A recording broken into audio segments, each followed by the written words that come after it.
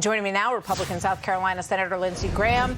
Senator, always good to have you with us. Thank you so much. So it's interesting because David was just laying out basically where Republicans stand on the role of government, that it should be smaller and more out of your life. And then Democrats believe that the government can give you a lot of solutions to your problems. Very clear definition. You have put yourself, your neck on the line with this abortion bill, a 15-week ban. And a lot of your colleagues want you to be quiet about this whole thing until after the election. But you're saying, no, you want people to know where you believe your party stands, right? Yeah, I want people, nothing I can say about abortion is going to make people believe the economy is good when it's not. I trust the voters. People in America can absorb a lot of information at the same time.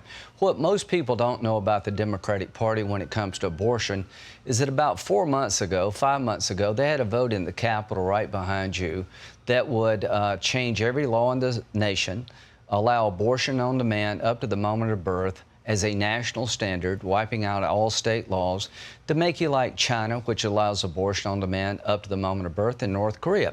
So 16% of the people want to, abortion's on our mind. Here's what I would tell you about the Democratic Party. They're wrong on the border, they're wrong on crime, they're wrong on inflation, but they're trying to make your country be like China when it comes to unborn babies. Abortion on demand up to the moment of birth is cruel. It's out of line with the world. In France, for God's sakes, you limit abortion at 14 weeks. My bill says at 15 weeks, you can do more at the state level, but at 15 weeks, I want to draw a line in the sand and say we're going to stop abortion, life of the mother exceptions, rape and incest, to put us in line with 47 of 50 European nations. You're almost at the fourth month. And what am I trying to say? I'm trying to say the unborn child has a human right at a certain point in time not to be dismembered. So it's not a state issue. For me, it's a human rights issue. At 15 weeks, you can feel pain. You provide anesthesia to save the baby's life.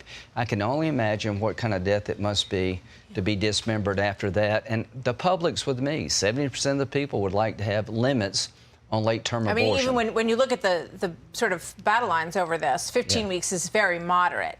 I mean, there are a lot of pro-life people who would like it to be far south of that. You're looking for a 15-week minimum in the country, and then states can make decisions based on that after that. Here's Stacey Abrams running for governor in Georgia against Brian Kemp. She's arguing that people who have had sonograms where they can hear the heartbeat. I've had 3 of these at 6 weeks. That they're being lied to, that there's some sort of conspiracy with the medical imaging companies and every doctor and every nurse who does these scans. Here's what she's telling everybody. Watch this. There is no such thing as a heartbeat at 6 weeks. It is a manufactured sound designed to convince people that men have the right to take control of a woman's body. I mean... Whoa, okay, let me collect my thoughts. Who's in on this conspiracy? Because sometimes they can sort of find the heartbeat, then they go a little over here, and then they definitely find it. So apparently, we've all been bamboozled into thinking that we're hearing heartbeats at 6 weeks. So what she's doing is marginalizing the unborn child to justify aborting it up to the moment of birth. In her world, in the Democratic Party's view of abortion, there are no restrictions. Abortion up to the moment of birth is what they believe. Now, when you understand the heart beats at 6 weeks, by 15 weeks, it's beat 15 million times. The baby can feel pain. The only way they can sell abortion on demand up to the moment of birth is to marginalize the unborn child to be some glob. It is a developing person. The French limit abortion at 14 weeks. 47 of 50 European nations do it below 14 weeks.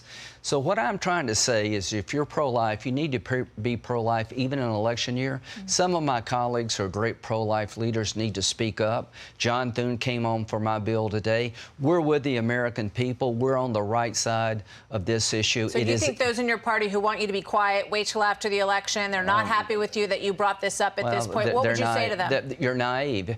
We're a national party. Here's my position on the border. Here's my position on crime. Here's my position on inflation, on taxes, on a strong national defense. We owe it to the American people to tell them who we are. And here's who we are as a national party. At 15 weeks, we've drawn a line to put us in line with Europe and the civilized world. We reject Chinese abortion policy. And Stacey Abrams is trying to change science. She's trying to deny that the baby has a heartbeat when it does, because if you understand how the baby develops, you're going to reject abortion on demand up to the moment of birth. They're trying to marginalize me. Now, I'm a pro-life guy, always have been, always will be, but I'm not a single-issue voter. I'll vote for a pro-choice person. Like Joe O'Dea, if I were in Colorado, he's pro-choice, but God knows he would change what's going on in the country. I guess here's what I'm saying to the pro-life movement. Stand up for the baby in a reasonable way. They need you now. It is good to be pro-life. There's no bad day to be pro-life. And what the Democratic Party is trying to do is marginalize the unborn child, deny science to justify abortion on demand up to the moment of birth. And when America understands the birthing process, they will be with us. Let me ask you one unrelated question before I let you go, because we're seeing massive protests in Russia against this conscription effort by Vladimir Putin. You've got people being dragged off the streets by police. Quick comment on where you think that's headed. I think this is the beginning of the end for Putin. He's asking people to die in a war they don't want to fight. He's destroying the Russian economy. He's destroying the Russian military. There's going to be a pushback, and it's just a matter of time that they take him out, because there's no way for Russia to be a part of the family of nations under his leadership. So they're running out of soldiers.